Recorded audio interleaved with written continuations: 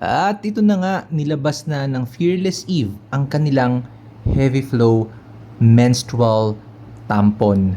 So, it's from Fearless Eve. Ayan. Ito yung for regular flow. Then, itong kulay yellow-orange ba ito ay heavy flow. Ayan siya. Ito yung itsura niya. Ayan. So, ganun pa rin. Oh.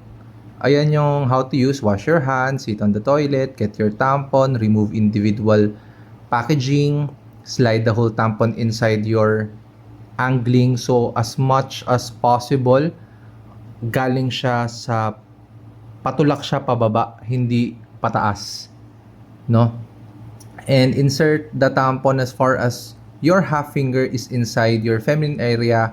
Leave the string hanging out, then wash again your hands. Ayan. Then, turo lang natin kung paano binubuksan ito. Ayan. Tuturuan natin si Ma'am Rose Ann. So, kung may kilala kang Rose Ann, itag mo lang dito sa video para malaman niya kung paano magbukas ng isang tampon. Ayan. At ito na nga, Ma'am Rose Ann. Ganito po magbukas ng tampon. So, nakikita niyo to. So, again, heavy flow, regular flow. Usually around 2 to 3 hours this one. Ito depende kasi sa sa menstruation nila, no. Ayan. So paano nga ba magbukas nito? So ganito nyo siya makikita, 10 ang laman nito.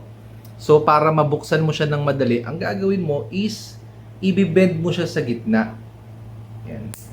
So kung na-bend mo siya sa gitna at narinig mo yung tunog na yon, bend mo ulit. Tapos, ayan, madali mo na siyang mabubuksan. Hold mo lang. Hop. Ayan. Ayan na. Then, ano yung sinasabing string? So, kunyari, nakapag-wash na tayo ng hands. Ito yung string. So, ipapasok mo ito. Wait lang ha. So, ayun na, marunong na tayo magbukas. So, kunyari, ito na yung ating tampon, no? At ito si Jenny Pem.